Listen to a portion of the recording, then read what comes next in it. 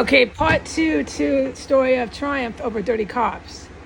Sorry, I have my timers going as part of the practice here. Hope there's not another one that does this. Okay, but I can't mess with the timers once I set them.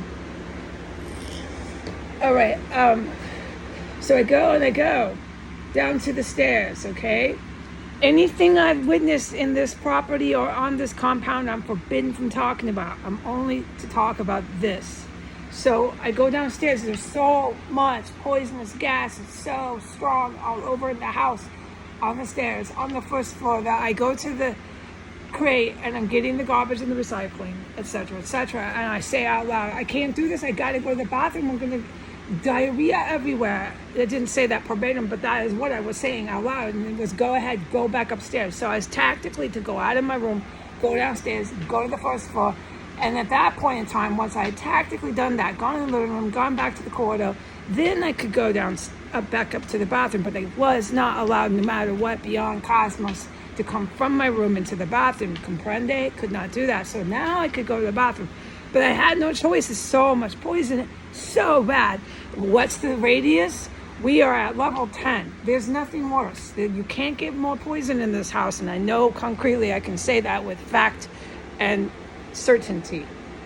So I could not even hardly function. It was so much poison in the house, gas everywhere. So I go racing back upstairs, and I had to race back upstairs again. I had to go diarrhea 2 times in a matter of 5 minutes. The gas was so bad. I'm not proud of this, but this is how it affects me. It's very lethal gas, and we are going to state facts. The facts on legal paper are these things. So the first time when I had gone downstairs and yelled out all the poisonous stuff and things, then it was, okay, race back to the bathroom. This is the first time I was able to go into the bathroom. All right, so I collected myself, tried to go down to the stairs again to finish taking the garbage out. But I could not, because the poison was so strong. And it wasn't at me, it was just in this house, as strong as it could possibly be pumped. And it wasn't stopping me. It was full speed ahead with the poisonous gas. So I tried to collect more garbage into this thing that I wheeled down the sidewalk. I couldn't. I had to stop everything. And I said, oh my God, it's so bad. I have to race. And it was clear, go race back. And I raced back, and it gushed out all this diarrhea, gushing it out of my body and getting the poison out.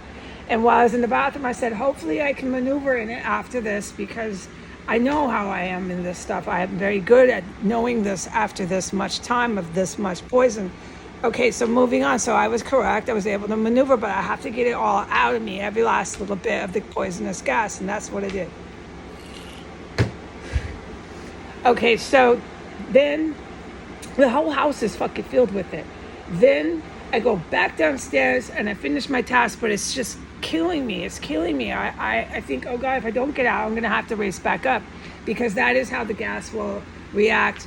And then about 2 minutes of collecting the garbage and getting it ready to go out the door, I said, okay, no, I don't have to race back up, but I feel like I have to, which is typical of this poisonous gas, typical how I am with it, and I knew that. So I was like, okay, good, I won't have to stop on the porch and run back up. But so I have had to. We'll talk about the way I react to the gas. There's a couple of different ways, but this is one of the general ways. And so that's what I did. I didn't have to go racing. It was just twice racing, but with the same containment and amount of gas just everywhere. I open the door and I go to the out. I go out down the stairs, but my instructions were to leave the door wide open. Let all that poisonous gas go outside. Let this air out.